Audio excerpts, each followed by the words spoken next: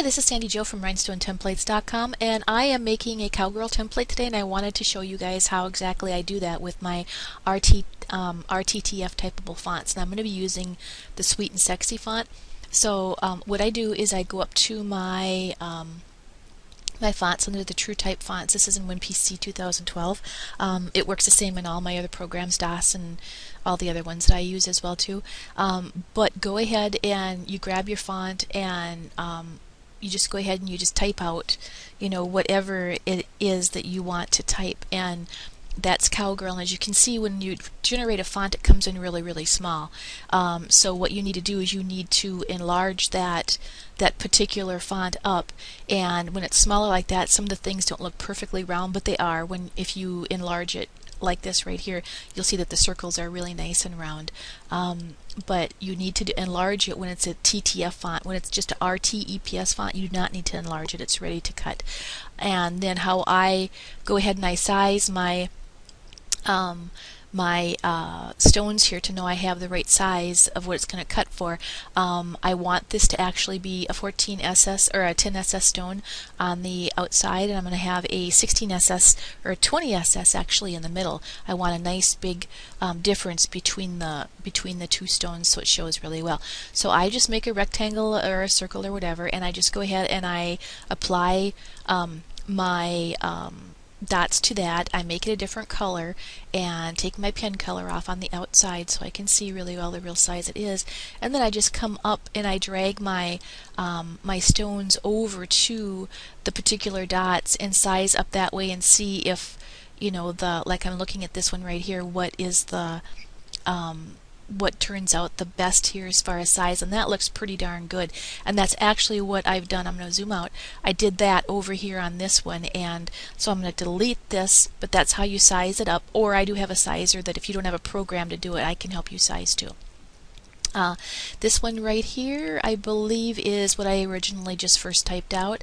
This one right here is my my one that I had sized it up, and then I exported it out, put it in my documents. I brought it back in, and after you type it, you can't move any of the dots or anything around. So when you bring it back in again, you can go ahead and break all, and I just break and ungroup, and when I do that, now I can get in, and if I want to move any dot, well, let's see, are we broke? Let's just go up to the shape bar here, break all. Okay, just go up and you can move any stone you want or bring any letters closer. So let's just look at this and see, and I see that I wanna bring my letters a little bit closer. So I grab my lasso tool, and I'm just going to work with my four-way keypad and just lasso what I want to do here and just bring some of these letters a little bit closer, which I want my letters really nice and big, and I want to be able to see what I've got going on here on the shirt. I want it to be nice and bold for the Cowgirl. So bring that one down a little bit, and I think that looks pretty good. So what I am going to do at this point is I am going to go ahead and bring it on over to my cutting area. Whoops, let's just back that out there. I am going to go ahead and bring over to my cutting area, and if I wanted this to be one color, I would be good to go at this point, but I don't want this to be one color. I want to change my colors on this. I want to cut a two-color template. So what I would then go ahead and do is I would just go ahead and encircle. Actually, maybe I can just do it with this program actually has a new way of grabbing colors, and I don't know if this is new enough because I exported it out, if it's going to work or not, but let's just try and see. Normally what I could do is I could grab with the lasso tool, I could just go ahead and grab these sizes right here, grab the size right there, and yeah, because I exported it, I can't do it. If it was a new fresh thing that I had just created, I could go ahead and do that. So I'll just grab the lasso tool and go ahead and encompass that, and then just change the colors on that, and I will go ahead and do that all the way throughout. And I'm going to go ahead and end this, but I'm going to pick it back up in just a second and show you where I go from here.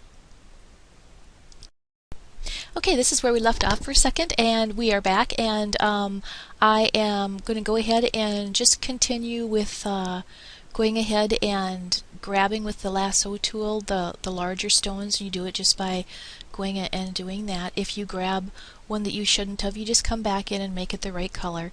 And there's a little one up in there too, so you just make it the right color. And that way when you have a program that you can cut by color, you can go ahead and just run this whole thing through here like this and go ahead and cut by color. If you don't, this is also a very easy way that then you can take and put the different colors that you need and slide them off and just do the cutting as you can. And a lot of the designs nowadays, we aren't just doing one color, we're doing many colors. So this works out really well to be able to do this. But I will go ahead and continue on with this, and I'll come back in a second and show you what it looks like when I'm all done. Okay, we've went ahead and we've made our design on the computer now, and I'm going to be cutting my template out of sticky flock. So I cut always on one of my black mats, or you could use a Cricut mat or a Cricut mat, whatever you would like. But how you work with sticky flock is to cut it. I always take off the top clear sheet when I cut it. You don't want to cut through that. You want to get rid of that. And if it starts to separate from the back, that's okay, because we're going to take it off and put it on our black mat anyway. So just go ahead and peel that off, and you can save this later if you want to, because you can actually store some of the templates on that clear sheet if that's what you would like to do. But I go ahead and get that clear mat off, and then I go ahead and I take off my backer, my white backer, off of the sticky flock. And then just take and save that piece too, because you'll reuse that again. And I just take and put this in the middle of my mat. Make sure there's no air bubbles in there. Get those air bubbles out of there. Otherwise, it could, take your blade and hit the air bubble and kind of move your material around a little bit, your sticky flock material. But that's how I prep my cutting mat and get things ready to send to my cutter. So we'll go ahead and go on over to the cutter now, and I'll show you it cutting, and I'm using an Expert 24 cutter from GCC, from Great Cutters. They have, the Experts and the Pumas and the Jags and all the cutters, but that's what we're cutting on today. And I will go ahead and go over to the cutter, and we'll start cutting. Okay, we're over at the cutter now, and I'm going to go ahead and load my template material and my cutting mat into my cutter. And I come through the back and I bring it forward, and I have my rollers on my cutter already set, and I have them set on their angles where I need them to be, or where the perimeter is on the GCC Expert. Where you put your rollers will determine how big of an area it is that you can cut. So I am going to go ahead and get my blade lined up on here and get ready to send things to the cutter. And then on the GCC machines too, to adjust my blade to go back or forth, you just go offline and then go over to your origin set up on, let's see if I can show you that a little bit better, up on the panel up here. You go offline, first button, and then go over to your origin set, and that's what actually moves your blade back and forth. And I'm going to bring mine forward just a little bit here, and go ahead and set my origin, and then go back online, and then my cutter will be ready to cut. And there we go, that should work out just fine. And that I'm going to go ahead and send it to the cutter.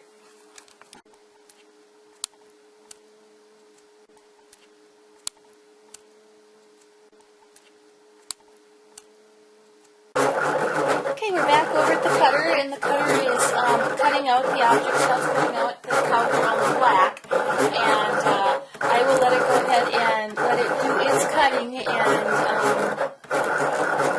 when we're done cutting it, I'll go ahead and I'll show you how we do it when we cut on the mats. We are doing a 2 rotation here for 2 passes, so I'm doing a complete 720, so I don't have any tangs and hang-ups on the material itself. By cutting on a mat too, I found that I save my cutting strip in case I actually would go off or something, but it makes weeding so much easier. But I'll go ahead and let it keep doing its cutting, and we'll come back to it when it's done, and we'll go ahead and weed it and show you how to work with it. done cutting on the cutter, and I should have a, I'll go ahead and grab a corner and just start peeling up from the mat. And we should have 2 templates hiding underneath here. With sticky pop, you can't really always tell when it's cutting or when it's not. So everything's looking good, and as you can see, all of my template little, I call them template boogers, are staying right where they're supposed to stay. And this is a leftover part here of my template, and this is the back of the sticky flock material here. I had done a test up here earlier, and just checking my depth and stuff. But so you can see that my template cut, perfect and weeded out. I don't think there's any holes at all for me to weed out on here at all. So my template cut, just great. So at this point, I'm going to go ahead and I'm going to cut my a square around, because I didn't weed this. Sometimes I don't like to weed, I like to do my own and get a little closer. So I've just cut my squares around to make my 2 templates here. Or you can also leave it as one if you want, because they're far enough away that that wouldn't be an issue, so you could just fill and go if you want. But I'm going to cut this one apart, and we'll go ahead and get it set up and then show you how to fill it.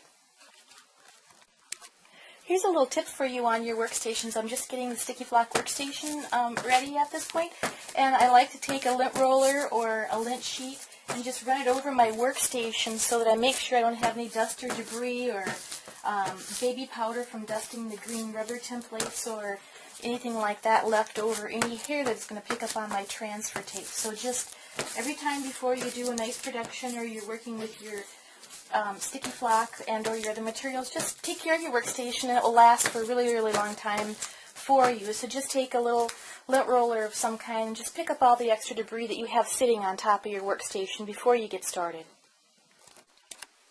This is how I clean off my black mat so I can use it again. Whenever you cut on one side of it, you always cut on that same side. Don't cut on the other side, because some of the glue could transfer to your rollers on the bottom of your cutter. So when you're done cutting, you want to get rid of all these little template boogers.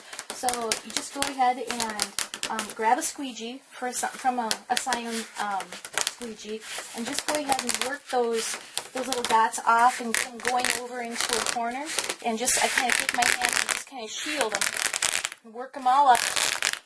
And when you're done, you end up with a pile of them that are just, sitting in the middle, and you just take them, put them all off in the garbage and discard them. So I'm just going to go ahead and grab these over here and get those out of there. So after every time you cut, get rid of those little guys, right away, so they don't give you any grief and stick to your mat. If you're cutting a green rubber template or a Graph Tech or something with a repositionable glue on the back, then just take your hand when you're done, and some of that glue will kind of stick on there. And just take your hands and almost done here, and we'll get rid of those. But just afterwards with the glue, if it's still on your mat here, you just take and go like that and just kind of rub, and it all kind of comes up, and you can just rub it over to the end. With sticky flock, you won't have that problem, but sometimes with the other repositionable ones, you will. So this mat, even though it has some little cut marks in it and stuff, it's ready to go again. You just lay more sticky flock or green rubber on it, and you're ready to cut. Okay, we're set up, and I've got my templates. My sticky flock templates are on my workstation here, and I'm going to be working with 2 different colors of stones and 2 different sizes. I'm going with a 10SS Sunset, or a lot of people are calling them multicolor, rainbow, or spectrum. We've been carrying these for quite a few years, and they're one of our really favorite stones to work with because they show so many different colors all at once. They'll show you a lot of yellows, greens, pinks, oranges. To me, they remind me a lot of Mardi Gras because of all the colors that are in Mardi Gras, all the golds and the purples and different things. So you just go ahead and get your stones into your template, and if you see any didn't get it in there, you have extra, you can pick them out, afterwards. There's not a problem with that. So get your extra ones off of your workstation here, so you can go ahead and get those where you need to have them go here and out of the way, so they don't mix up with the other ones too much, although there's such a difference between these two that if they did, there wouldn't be a problem. Also, make sure and stick your other, if you have a second template on your board, stick it down really good so you don't end up getting any stones like I just did in that one right there. Or you can, when you do, if you do, just go ahead and pull it up and pull them off, and they pull off really, really easy. I have not worn out any of my sticky flock templates yet. I've been working with them for quite some time now. I was one of the first distributors for sticky flock, and it's a product that, you know, is one of my, I sell 2 different template materials on my website, and the sticky flock ones are, material is a super, super awesome material, because when you go to pick up your stones, which I'll show you here in just a minute, you go to pick up your stones off of your template, and you don't have resistance from the green rubber or the Heartco or the Graph Tech or any of the other materials like you do with some of them. So there is no resistance at all. If you don't have all your stones turned over, you just grab your tweezers and hit it with the end of the tweezers a little bit and just flip them over. Make sure and cut your stone holes about 3 sizes bigger than the stone you really want, so the stones can push each other in, roll over, go in right side up, and you still don't have any extra slop, but you really need to do that. The technique that we're using today for our 2 colors is what I call the bookend method, and what I do is, we're going to go over here a little bit, I actually take a big piece of transfer tape and I stick it off the side of my workstation or whatever I'm working with, and I stick it on a table or stick it on a counter or anything that is nice and hard to stick it down to.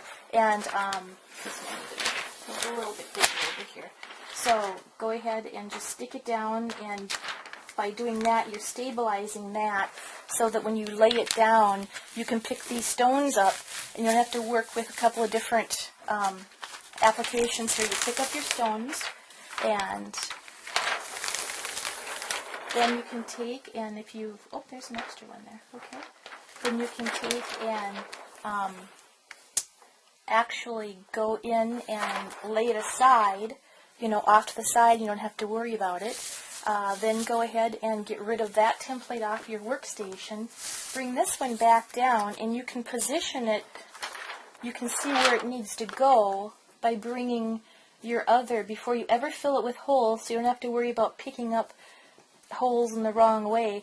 You can take and position it underneath, and that's a pretty good lineup right there, picking up your second set of stones, and then you know that your stones are all going to line up really, really good, and that looks really good. And what I want to see is, I want to see all those holes in between.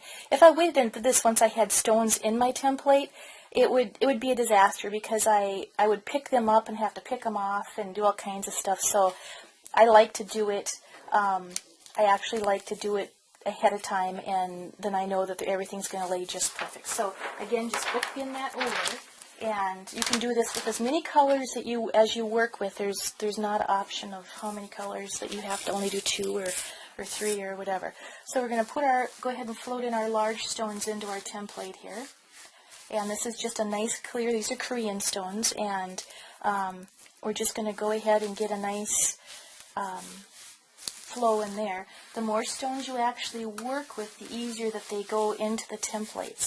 So again, on these stones, these were a 20 SS stone, so I actually cut them in my program. I cut them to be, grab a few more here, it'll be a little easier. I cut them to be a 24 size hole in my WinPC program. So we'll go ahead and get those all floated in there.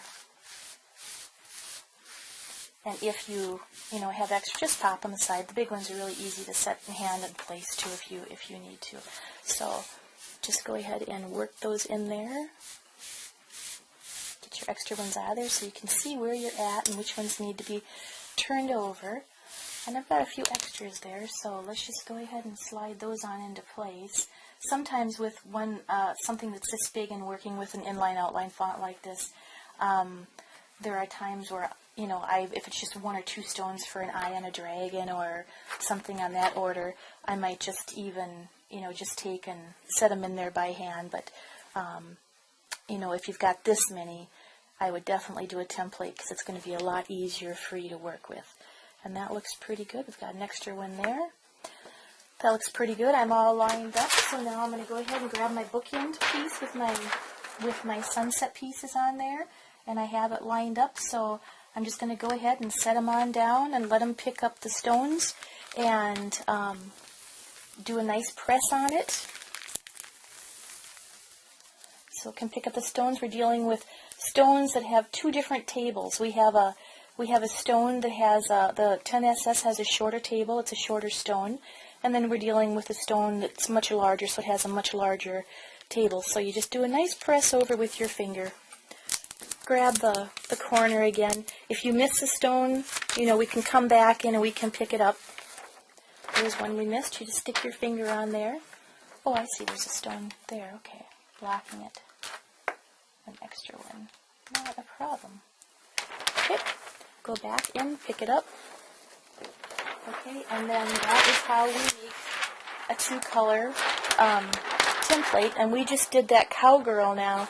We just did this from start to finish, from the designing part of it with the Sweet and Sexy TTF fonts, all the way to the creation of the actual transfer itself.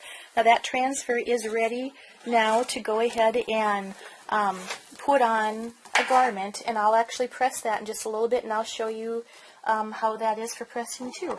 But I want to let you see the color of those sunset stones, the way they just reflect, and how the light hits them. They just pull up different colors. So it's pretty cool. But that's my Cowgirl. That's a Sweet Sexy Cowgirl, and that particular font is available on my website, as well as the black cutting mats and a lot of the other products that I have.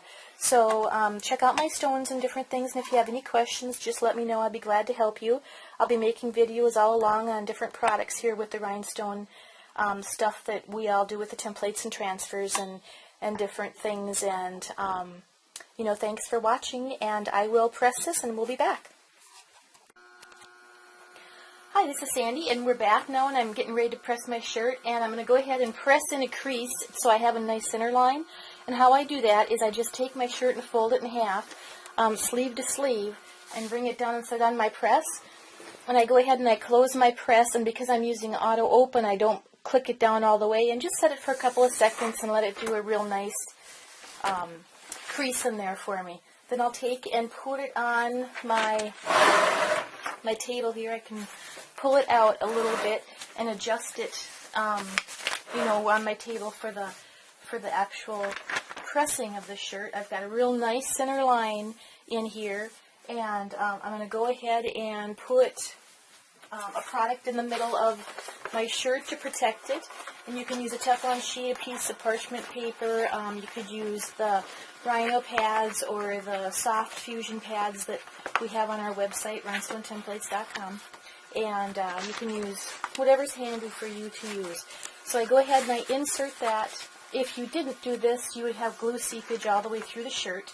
And you don't want that. The glue will go through to the back of the shirt, and you don't want that. So I'm going to go ahead and slide my shirt back up into position.